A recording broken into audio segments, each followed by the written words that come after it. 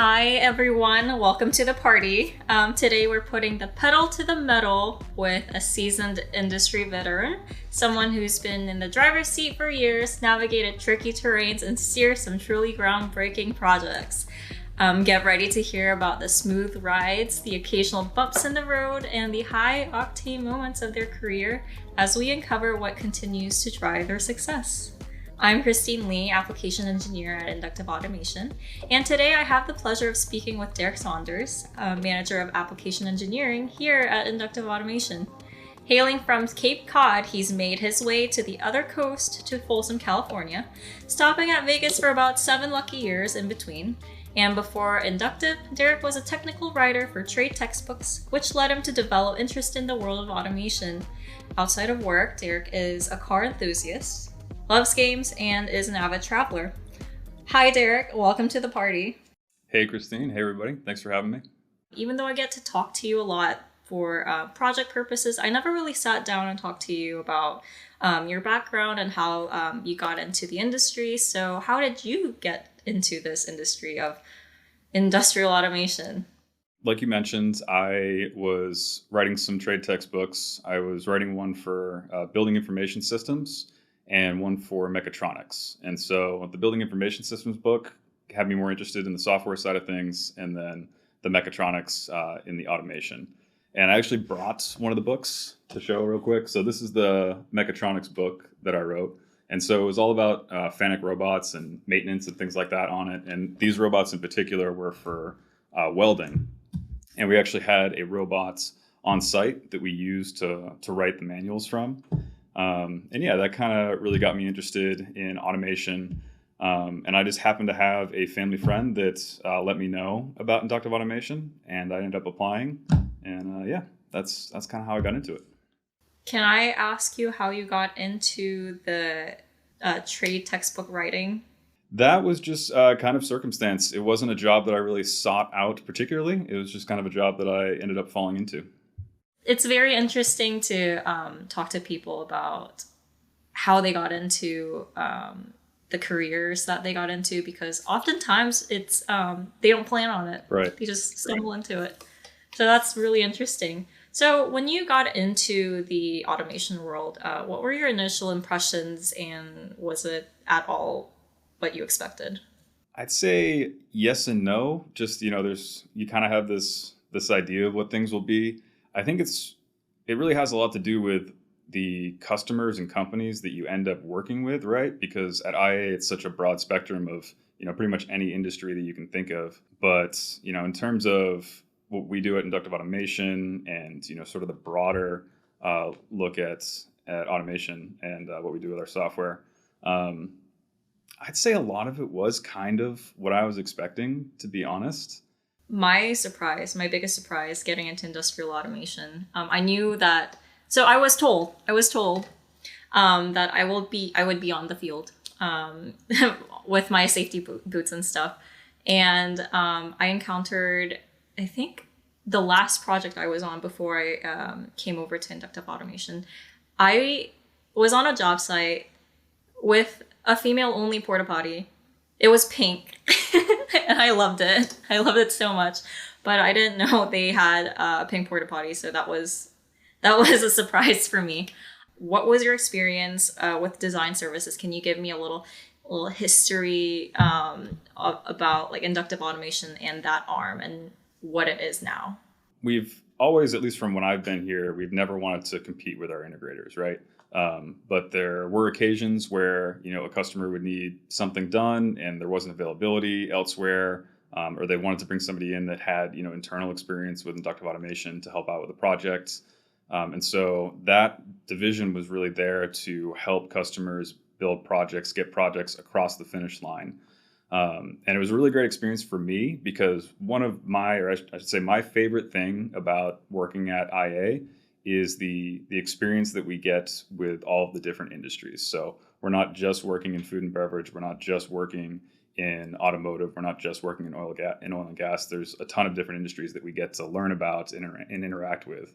And in design services, you could be working on one project one day for, like I said, maybe a conveyor system, and then the next day you're working on a backend CRM or inventory management type project. So just the wide variety of projects that I got to work on for me personally was awesome, and it was really great to be able to help customers again get across the finish line, and just see all the cool things that people want to build. I mean, as an engineer building, say you want to build like a test project, it's kind of whatever you have in your mind. But when you actually get to see what's being implemented in someone's facility, and then kind of take your creative take on what you're going to implement for that, was really fun for me and rewarding as well. But obviously, like I said, we don't want to compete with our integrators. And we eventually came to a point where we decided, hey, this larger sort of project development is something that we're going to start stepping away from, so that we can actually provide more to the Ignition community as a whole. So instead of, say, delivering a project for a single customer that only that single customer benefits from, now we have our application engineering team where we develop resources for the entire community through the exchange and in other ways. And so the idea there is that we get to reach more customers and overall improve the Ignition community from that regard versus developing single projects for single customers. Yay, application engineering. Pat, pat, pat, pat. No, I'm a huge fan of our team, obviously. Not tooting our horns, but I do love the fact that we get to provide resources for the general masses instead of just cater to one specific industry or one specific client or something like that. I know we do demo projects for people who ask. But yeah, I do. One of the things that I love about our team is the community aspect. So I'm glad application engineering happened. Yeah, I'm really happy with what we have today as a team. So NDA permitting, what is the coolest project we worked on? So there's been quite a few. I would probably say the work that I did for an automotive customer, actually being on site and helping them with their projects. It was a lot of conveyance, a lot of conveyor systems, things like that. That was really cool. It was just a sort of big project to be a part of. And, particularly from just the factory side of things, just being there and seeing everything that was going on and sort of contributing to that was really rewarding. And yeah, that was a fun project. I know we have these incredibly awesome and cool customers. I mean, whenever I'm bored and or whenever I feel nosy, I go on customer care or CRM and look at all the orders or type in like customer names and see if they're in our system. And more often than not, they're in our system. Yep. There was designs in Miami for their building. I don't know the details about it, but it was just an order that was in our system. And I was like, wow. There was a building in Miami, and we had actually implemented Ignition for their car elevator system. And I ended up working with them a little bit on that project, which was... For those who are considering joining this industry or are new to this industry, do you have any words of wisdom to steer them in the right direction? Learn as much as you can, always keep learning.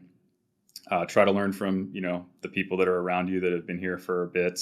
One of the things that I was told early on, I think still rings true today, and that's the idea of keep it simple, stupid. And I think that's something that, I've always kind of tried to keep in the back of my head. Keeping things simple goes a long way, especially at the beginning of projects. I think sometimes it's easy to get ahead of yourself and want to build this really cool thing, but sometimes it's better to keep things simple, especially in the beginning. Also, if you're particularly interested in automation, one thing that I think can be really valuable is just if there's some place around you that does factory tours, if there's some place within an hour or so that you can drive and you can actually go on a tour of a place, that can be really useful too. It just kind of gets the ideas flowing of what you're going to be doing and how it'll actually be implemented. So yeah, if there's something around you that's within driving distance, I would go do a tour of a factory or a facility. I highly recommend watching How It's Made Yep. on YouTube or I don't know if it's on any streaming platforms, but I remember growing up, I consumed a lot of that, not knowing that I was gonna be in industrial manufacturing at all. But I remember watching that and be like, they're making Twizzlers automated. That was awesome. My first ever project was a bourbon distillery. Oh my gosh, what a treat. What a it was just fantastic. So yeah, I definitely echo the sentiment of like, if you have the chance to go tour a facility and if they can give you a peek of behind the curtains, like beyond kind of to the face value of things and into that beautiful world of automation. It's fascinating. It's awesome. So, what are some of the key skills or qualities that you believe are essential for a smooth ride in this field? There's obviously the technical side of things, right? But more on like soft skills, being flexible and being able to adapt to different situations and changing requirements and things like that, I feel like is kind of a big deal. You've probably experienced, Christine, that the requirements and scope of projects can change quickly. And so being able to adapt to that is really useful and important. And yeah, just being flexible with not just projects, but also your coworkers and team members and things like that is, I think, really valuable. What is the biggest shift you have seen in this industry that gets you excited for the future generations of engineers to come? Probably just in general, uh, where we're going with technology and all the improvements that have been made with the tools that people can use. Now there's obviously AI resources. We're doing things with containerization in terms of architecture. So just the framework that's being built up to allow engineers to accomplish certain things that I think a while ago would have taken a lot more people and a lot more time. I feel like things can be accomplished faster and better now, and I feel like that's only going to continue on that trajectory, over the next 5 to 10 years. So just all the advancements in the tools that are available to accomplish the project goals that people have. What was Ignition like when you first joined inductive automation or when you first used it? And what has changed? Yeah, so I started using Ignition right around the start of 7.9, I believe. So everything was Vision. And my experience was it felt like a well-oiled machine. Like everything just worked. And that was really good. I did feel like it needed a visual upgrade. And so that's why I was really excited to see Perspective come around with Ignition 8. And so that whole transition from 7.9 to 8 in retrospect, it just feels like a really big jump, and it was exciting to be a part of that. So yeah, once we got the upgraded visuals that we have now with everything we can do with Perspective, that really felt like a huge step up and a completion of the picture for Ignition. Hey, Levi. Levi, no. So I only know 8. I don't know anything before 8, and I'm curious because in my mind 8.3 is such a big jump that we're expecting, and I'm really excited for it. There are really exciting things to come. So, do you think the jump from 8 to 8.3 would be as like revolutionary as the jump from 7.9 to 8 that you felt?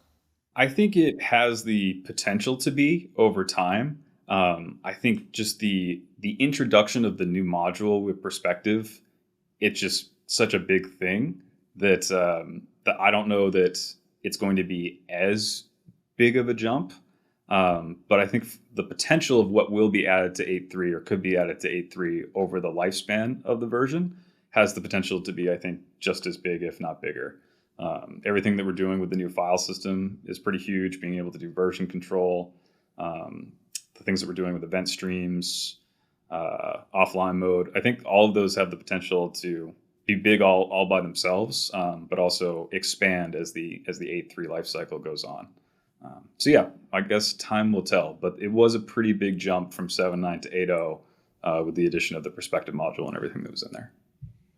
This wasn't one of my popcorn questions that I had in mind, but because you said Vision, what you felt like it was a well-oiled machine. I'm also a big fan of Vision, just because that's what I cut my teeth on when I first started learning and using Ignition. I actually didn't start developing full-time in perspective until I got to IA.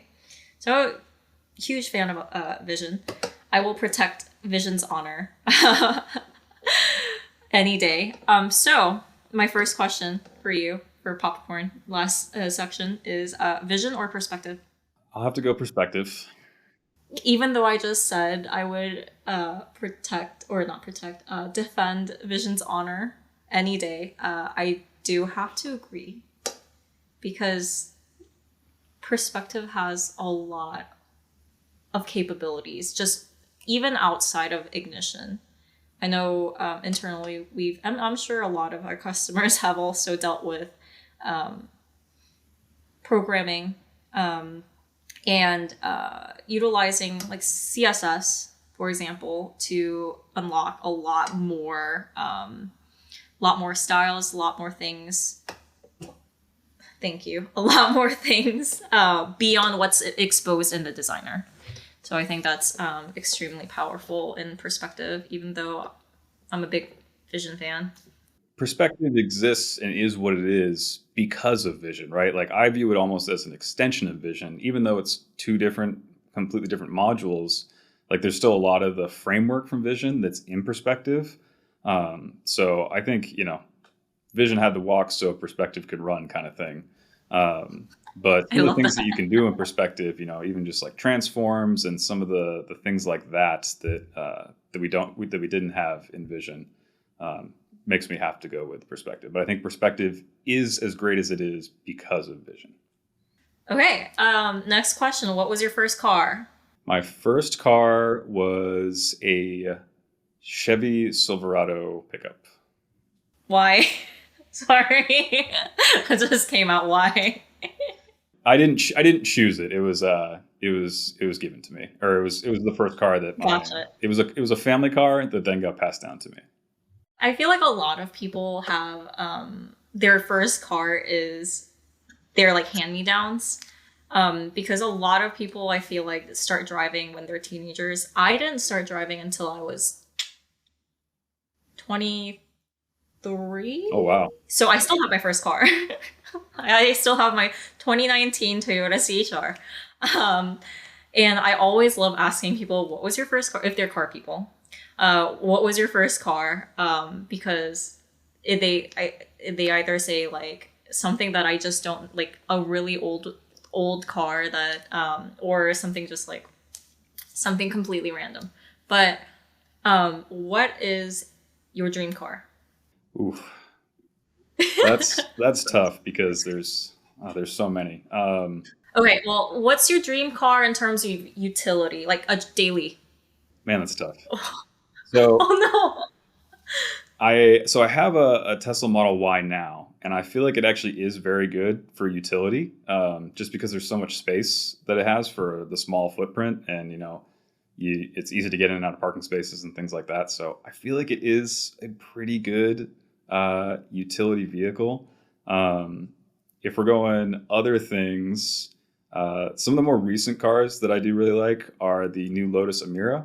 It's a really fun little two-seater. It still comes with a manual. That's a cool car. The new Z06 Corvette is pretty cool, more edging into like the supercar type area with its engine, but that's pretty neat. If I was going to go more old school, I'd probably want something like I think I really like the old Supras. So the Supras from the 90s, I think it's the Mark IV. That's really cool. If I were to just pick one right now, I've been really liking the old NSXs. So the ones from the 90s and the early 2000s. I think that's a really cool, fun car. This is my dream car, a K-Truck.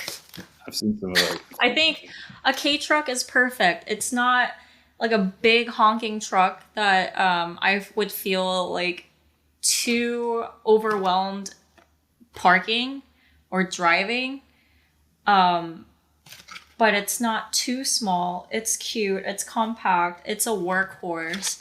I don't know if it's legal to drive on the highway. I've seen a few of those imported there. They are cool.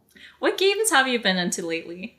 I am currently playing a older game called Death Stranding. I mean, it's older. I think it came out in like 2018 or 2019.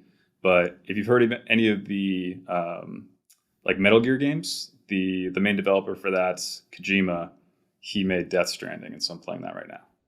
I remember when it was coming out, I was really excited because I am a huge fan of Kojima. And I know he was involved with PT, the Silent Hill. Yep. The demo that never came out. The cool thing that I've seen with Death Stranding is just the tie-in to like automation and just industrial type things. I feel like his games kind of lean that way in a lot of ways. There's a lot of like realism and just a lot of like industry. It's interesting just to see what he does with visuals. But yeah, that's what I've been playing right now. What was your favorite game growing up? When I was younger, the Nintendo 64 was pretty much like the thing I played on. And so from that, I think the game that jumps out at me, honestly, is Banjo-Kazooie. It was just a really cool, open world, fun platformer to play. I think a little bit easier to play than, say, Mario 64. I know a lot of people will say Mario 64 was the best. But for me, the game that I had a ton of hours in, that I had fun playing, that I think still holds up today, is probably Banjo-Kazooie. Classic. Do you have an automotive hot take? I don't know if it's a hot take, but I think the manual gearbox should never go away. I hope that even, as we go more towards electric vehicles and things like that, that there's always like a niche market for ICE cars that have a manual transmission, that if people want that, they can still get it. Okay, so last question for you. This has been really fun and random. I'm sorry if this feels very chaotic. No, this is fun. The popcorn keeps on popping. It's a gift that keeps on giving. What are you looking forward to in the future of Ignition? I guess just personally, again, I lean towards UI and UX design. It's something that I really like to do and be involved with. So I guess anything that gives us more tools to make things look better and as good as possible in Ignition, whether that's, new libraries for charts and things like that, or custom components that we end up developing. Anything we can do to kind of take that UI UX to the next level for prospective projects. There's a lot more, obviously, things that are happening on the back end, new modules and things like that are all going to be great. But if I had to pick one thing, again, just personally leaning towards UI UX development, that would probably be it.